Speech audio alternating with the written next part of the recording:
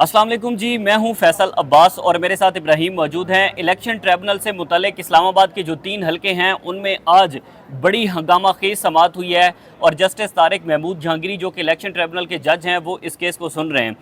Basically जो 24 जून को जो चीफ जस्टिस आमिर फारूक हैं उन्होंने इलेक्शन ट्रिब्यूनल को बहाल किया था, यानी कि इलेक्शन कमीशन का जो फैसला था उस फैसले को मुअत्तल कर दिया गया था। उसके बाद जस्टिस तारिक महमूद जहांगीरी ने आज पाकिस्तान मुस्लिम लीग नून के कामयाब करदा जो उम्मीदवार हैं तीनों इस्लामाबाद से, उनको अदालत में ज़ाती हैसियत में तलब किया गया था और इस हवाले से आज अदालत का जो मंजरनामा था वो कुछ तब्दील था। आज इहाता अदालत के अंदर सिक्योरिटी के बड़े सख्त इंतजाम किए गए थे और इन तीनों MNAs अदालत के अंदर आज पेश हुए। राजा खुर्रम नवाज, अकील अंजम और दूसरी जानिब जो तारिक फजल चौधरी हैं, तीनों आज अदालत के अंदर पेश हुए और आज इलेक्शन ट्रिब्यूनल के जो जज हैं उन्होंने तारिक फजल चौधरी पर और फिर उसके बाद राजा खुर्रम नवाज पर जुर्माने, सख्त तरीन जुर्माने आयद कर दिए हैं और फॉर्म 45, 46 और 47 अदालत में जमा करवाने का आखिरी जो अल्टीमेटम है वो भी अदालत ने दे दिया है और उसी के साथ ही एक रूल्स को तय कर लिया गया है।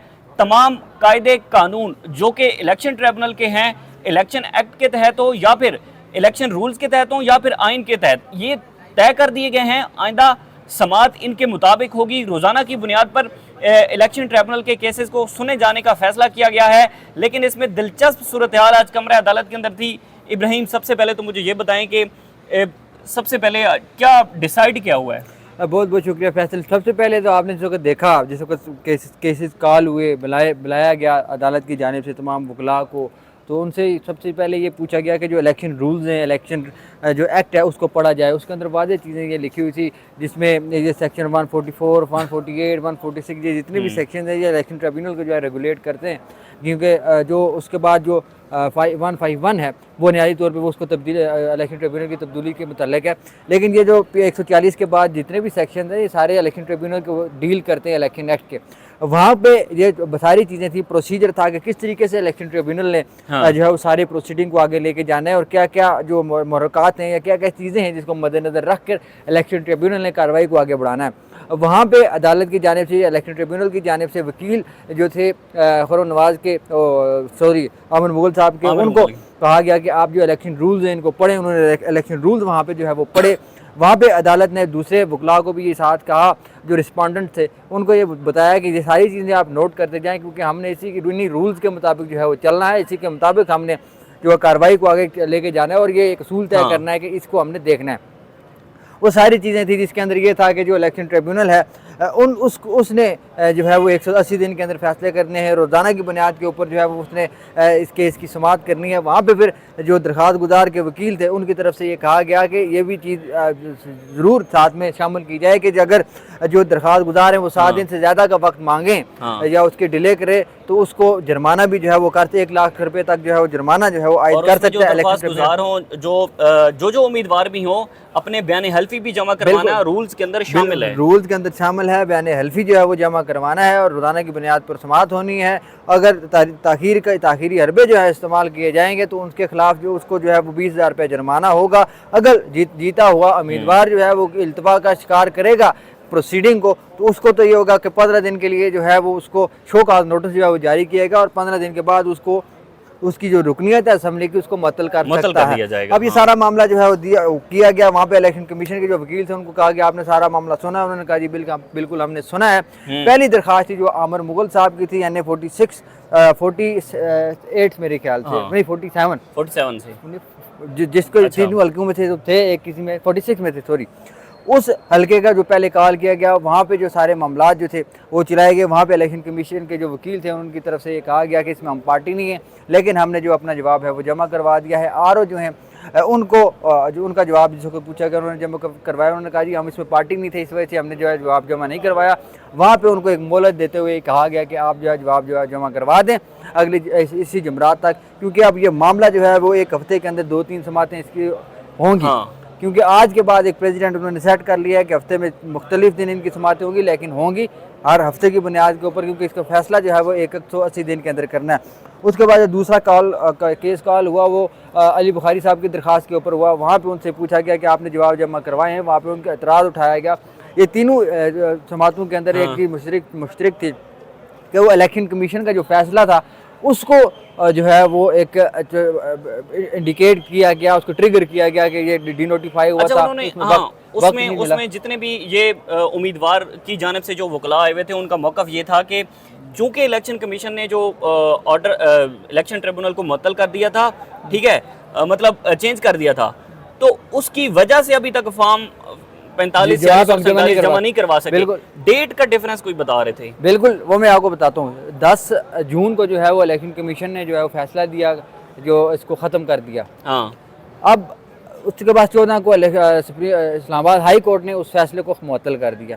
उससे पहले 30 जो है वो मई को फैसला दिया गया, या अदालत की तरफ से हुक्म दिया गया कि अगली 6 तारीख होगी, 6 तारीख को आके आपने सारा जवाबात जो है वो रिकॉर्ड जमा करवाने हैं, बयान अल्फी जो है वो देना है, सारे जो मामलात देने। अब वहाँ पे ये हुआ कि इन्होंने वो 6 तारीख तक जमा नहीं करवाए। वहाँ पे आगे ये बताया गया, क्योंकि 8 तारीख को छुट्टी भी थी, 8 तारीख को भी केस की समाअत थी एक हल्के की, तो इन्होंने कहा कि आप छुट्टी पे थे, जिसकी वजह से हम ये जमा नहीं करवाते। 8 तारीख से 11 तारीख तक गालबन ये कुछ जजेस थे वो गिलगित चले गए थे मीटिंग के लिए, या किसी फंक्शन कोई था उनका, वहाँ पे एक सेमिनार था, वहाँ पर इस्लामाबाद हाई कोर्ट के जजेस गए थे, तो उस वजह से नहीं करवा सके। 10 तारीख को इलेक्शन कमीशन ने कहानी डाल दी, यानी कि फैसला दे दिया। उस मामले को उन्होंने करने की कोशिश की। वहाँ पे जैसे तारिक महमूद जहांगीरी साहब ने कहा कि आपके पास 6-7 दिन थे, आपने उसके अंदर जवाब जमा करवाना था, आपने नहीं करवाया, लिहाजा जो है वो हम आपको 20,000 रुपये जो जुर्माना करते हैं, 20 या 30,000 रुपये, या बॉर्डर आएगा पता चलेगा, क्योंकि कन्फ्यूजन एक क्योस अभी भी मौजूद है। अलबत्ता ये चीज़ कन्फर्म है कि जो DC थे या फिर जो RO थे उस हल्के के, खुर्रनवाद वाले हल्के के, उनको ये कहा गया कि आपने जमा करवाया। उनका ये जमा करवाया, उनका रसीदें कहा, रसीदें ला के दें। फिर उनको ये कहा है कि आज ही आप अपने फॉर्म जो हैं वो अदालत में जमा करवाएं, और दूसरी चीज़ है कि 3 दिन के अंदर जो आपका जुर्माना है उसको आप अदा करके रसीदें जो है वो अदालत में। दिलचस्प सूरत हाल तब हुई, मैंने एक चीज़ नोट की कि जब अली बुखारी साहब के हल्के की बहस हो रही थी, तो उस वक्त हमने देखा कि जो अली बुखारी के मद्दे मुकाबिल नून लीगी रहनुमा हैं, उनके जब वकील ने अदालत से वक्त मांगा कि हमें जो है वो तकरीबन 1 हफ़्ते का वक्त दिया जाए, जिस पर जस्टिस तारिक महमूद जहांगीरी ने यह वाज़ेह किया कि हमने जो रूल्स हैं और आइन को इसलिए पढ़ा है ताकि दोनों तरफ के जो उम्मीदवार हैं वो इस बात को अपने ज़हन में बिठा लें कि रूल्स ये कहते हैं, इन रूल्स के तहत हमने आगे चलना है, और ये हमने सेट करना है कि इसके मुताबिक आइंदा समाअत होगी। यानी कि उनकी सख्त उन्होंने सरजनिश किया। उन्होंने साथ ये भी कहा है कि अगर आप इस पर मजीद बहस करेंगे तो फिर मैं आपका जो लाइसेंस है वकील का वो ये बुनियादी तौर पर शोएब हुसैन साहब के मुखालिफ थे, डॉक्टर तारिक फजल चौधरी साहब। उनके जो यंग लायर थे, उन्होंने कहा जी कि मैं वकील हूँ, नया आया हूँ, क्योंकि पहले तैमूर चौधरी मलिक साहब थे मेरे ख्याल से, उनकी जानिब से जो है वकालतनामा वापस ले लिया गया था। तो उन्होंने कहा आपने वकालतनामा जमा करवाया? उन्होंने कहा जी नहीं, हमने वकालतनामा जमा नहीं करवाया। वहाँ पे जस्टिस तारिक महमूद जहांगीरी साहब ने कहा कि आपके पास फिर ये इख्तियार नहीं है कि आप यहाँ पे आर्गू करें। आप ये बात ज़रूर कर सकते हैं कि सीनियर काउंसिल यहाँ पे मौजूद नहीं है, जिनके बिहाफ पर मैं वक्त मांगता हूँ, ये आपके पास सिर्फ इख्तियार है, या फिर आप हाजिरी लगा सकते हैं। उसके बाद जिस वक्त उन्होंने कहा जी कि मुझे एतराज़ है, ये बुनियादी तौर पर बात उस वक्त निकली जिस वक्त उन्होंने कहा कि मुझे इतराज़ है इस चीज़ के ऊपर कि जो फैसला 180 दिन के अंदर होना है, ये सारे मामला जो रूल्स को तय कर रहे थे जिस वक्त अदालत या ट्रिब्यूनल, उस वक्त उन्होंने कहा जी मुझे इतराज़ है। वहाँ पे उनको चुप करवाया उन्होंने। फिर दूसरी बात, जिस वक्त उनका केस कॉल हुआ, वहाँ पे उन्होंने कहा जी कि हम ये चाहते हैं कि अगले हफ्ते तक हमें लेके जाया जाए।